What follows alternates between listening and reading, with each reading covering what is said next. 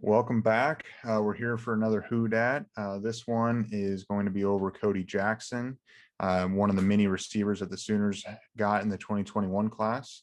If you haven't already, we just released one last week on Caleb Williams, and then earlier last week also on Savion Byrd. We're going to cover the remaining six or so players that we haven't yet before the kickoff of the next football season. So over the next 3 weeks, you'll be seeing a couple more Who Dat videos than you would normally see, just so we can get all caught up.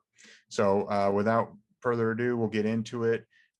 Make sure to like and subscribe and let us know what you think about Cody. So for anyone that doesn't know, Cody Jackson, obviously a receiver. He was in the 2021 class. He was ranked number 110 overall and the number 17 wide receiver in the class.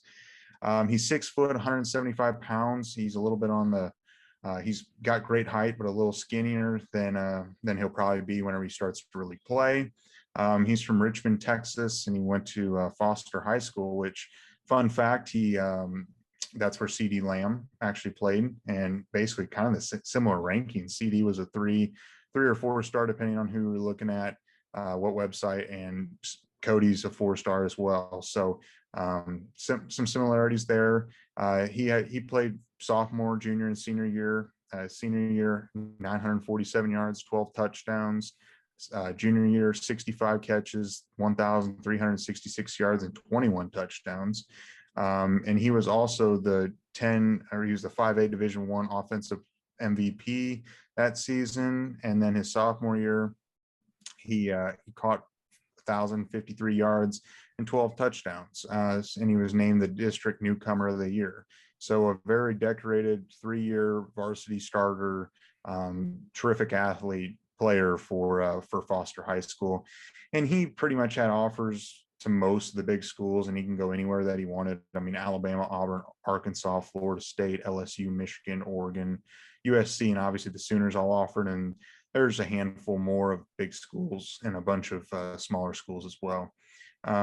Looking at him, he's probably not going to play a whole lot, at least his first year or two. Like I said, he's a little leaner. They'll probably beef him up, I would imagine, another 10, 15 pounds, get him close to 190. He might grow a little bit. He might be 6'1", 6'2" by the time he actually starts to play. But Jose, before I give my opinion, what's your takeaway on him with his highlights and whatnot? I think he is going to be very beneficial once he does get on the field. It probably won't be, like you said, for another 2 years. It just kind of depends on how our wide receiver situation ends up. But he'll definitely be playing. He is definitely a deep threat receiver. When you're looking at his highlights, at least from his junior year, like the first 4 or 5 plays are just he just has game breaking speed. He's getting right past the corner easily, and his quarterback just kind of launches it up there, and the guy's going to be there. He did have a couple of plays where he did get to show off his agility and being able to get yards after catch. So I think he might be very much like a CeeDee Lamb if he can crisp up his route running. And it might be pretty good already, but his highlights show that he really just has burner speed. But yeah, I think right now his projected spot on the depth chart from a couple of websites that we checked out is third string, and it's probably just because they're going to keep his red shirt for this year. There's a lot of competition in front of him with Theo, Jaden, Marvin being the potential starters. And then we've got transfer Mike Woods, obviously, and Mario Williams is probably the standout wide receiver from this class. So there's just a lot of competition in the room that he'll have to and that's the only reason he'll be waiting. I think if he went anywhere else, he'd probably get to start sooner, maybe even as a true freshman, but he definitely has the potential to be a great Sooner once he does step on the field. Yeah, no, he definitely does. And he also ran track in high school. You spoke about the burner speed. I mean, the guy, it seemed like in his high school days, all they would do is send him over the middle, deep down the middle, run post routes, and all the quarterback would have to do is just throw it up there, and he'd go up there and catch it. And it was just, he burnt every single corner he played, it seemed like, which in high school, when you're that good of an athlete, you can just be a better athlete and be really good. And, Yep. now everyone in the Big 12 and eventually going to be the SEC will all have that same sort of athleticism and maybe even more than what he has. And it becomes how good are your skills actually at. And I think 2 years, like we said, I mean, red shirt this year, they're going to beef him up a little bit. They're going to get him, closer to 190, keep his speed, and learn the route tree a little bit. I think he could be a terrific player for the Sooners. And I just, but the thing is he's going to have to do it in these next 2 years, because we know this 2023 class, it's looking to it could become a historic haul for the Sooners in that position. I mean, so you've already got him, Mario Williams, Jalil Farouk, all came in this freshman class, or this 2021 class, and Mario Williams, if I didn't say him. But then you think about, well, what happens if we bring in Brandon Innes, Makai Lemon, obviously he's already committed to the Sooners, and then DeAndre Moore Jr. So you bring in 3 more 5 stars, 4 or 5 stars, depending on who you look at that position. They could even take Hale as well. They could have 4 receivers, depending on if they get another receiver in this 2022 class. And we also can't forget about Luther Burden. I mean, Luther's still there too. So the depth is only going to get better. Not that Theo Weiss and Jaden Hazelwood aren't good, because they are. But you're going to now have, in the next 2 years, you could potentially have 4 or 5 5-stars that come in. And that's just, there's only 3 starting spots. Granted, I know they're going to do a lot of rotation and whatnot, and it's just going to be who really likes that type of role of, like, do you want to be the true number one and be on the field every offensive series, you're the guy. If you want to be the guy, I think with what's coming up, I don't think we're going to have a true number one receiver for a while. I think it's going to be like 1A and 1B. It's just going to be, because we're going to have multiple 1,000-yard plus receivers, I think, this year and for the next 3 or 4 years. What do you think? Yeah, I think it definitely has the potential to look like what Alabama did a couple of years ago when they had Devontae Smith, Jerry Jeudy, Jalen Waddle. I mean, they were kind of starting to stack up our wide receiver room like that. And yeah, he's got to kind of prove it. This year, like we said, he'll probably be redshirted because of the talent in front of him. And he will need to beef up a little bit, very much like CeeDee did whenever he first got to Oklahoma. So similar starting situations, and he'll need to prove himself on the practice field so that he does get to start playing, regular season games. And also this year of being a redshirt will get him some better chemistry with the guy that will probably be his quarterback, in Caleb Williams. So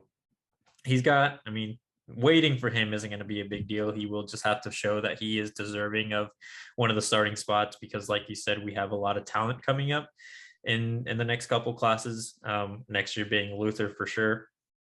And we can touch on him a little bit. I don't know if you saw this, Brump, but it seems like he might be reconsidering. Not a lot. I think he still very much wants to be a Sooner, but he might be wanting to play for Mizzou too. It seems like he's kind of looking at it again, but that could be a point for a different day. But I think that this guy definitely has the potential, and yeah, he will need to figure it out, because if he doesn't do it in 2 years, he's going to get passed up by not only the talent coming in 22, but the talent that will be in the class of 23. Yeah. I mean, well, first thing, Luther, I mean, I certainly hope, he wouldn't, if he were to lead the Sooners, I would hope he would go to another school like an Alabama or a Georgia rather than Missouri. But I mean, I don't think that's going to happen. I mean, we're going to be in the SEC soon, but it could, you never know. So going back to him, thinking, I don't want to make this sound bad, but if I were him, what I would be hoping for this year, work hard, gain some weight, bulk up a little bit. And then if I were him, I'm hoping Jaden Hazelwood and Theo Weiss have incredible years and they declare for the draft. Because if they both declare, not saying he couldn't eventually beat him out, because he definitely could, but if you got those 2 guys off the top, and then you've also got Mike Woods, who has a great year and could go to the, he's he just transferred over, and well, he has one or no, maybe he has 2 years of eligibility left. You know, get two of them to declare for the NFL draft, and then you only have Luther Burden coming in. We might pick up a transfer. The starting position, his path to starting could be next season at that point. It just depends on how good you know, the receivers do this year. And so I think if that happens, he could see the field in 2022 consistently, but I don't know. But going back to what he does really well, I mean, he's a burner, but another great thing about him is he has great ball skills, and he can go up and go high point the ball. And it's just, that's something that I think Rattler likes to throw, is that long ball and the high point. And I think Caleb Williams wants to do it as well. And I, like you said, being on the field with Caleb Williams this whole next year, and because he's most likely going to be his quarterback for 2-3 years or however long they're both here. I think that's going to be the best scenario for him. But, you know, if some guys don't go to the league this year or after this season, and all the talent that's coming in, we might see some victims of the transfer portal. And I mean, rightfully so. If you can go play for another Power 5 school, I can't blame you for going. But there's going to be so much talent that I think we're okay with it. And you know, 23 will make up for it. So we'll see. But I don't think I'm really concerned about that receiver position over the next 5 years. Yeah, no, OU's definitely going to be fine no matter what happens. Something else to mention about him, he did play the slot in high school, and with projected depth charts, he will be playing the slot once he does get to be on the field, even with his speed. So that also kind of tells me, at least, he's willing to take a hit, because slot receivers are going to be playing down the middle more so than, you know, just burning on the outside versus the number one corner. So I mean, obviously beefing up will be important so that he can continue to obviously be healthy, have a good career in college and hopefully in the pros one day. But he can't stay at 175 because he's pretty lanky right now. And like you said, very lean.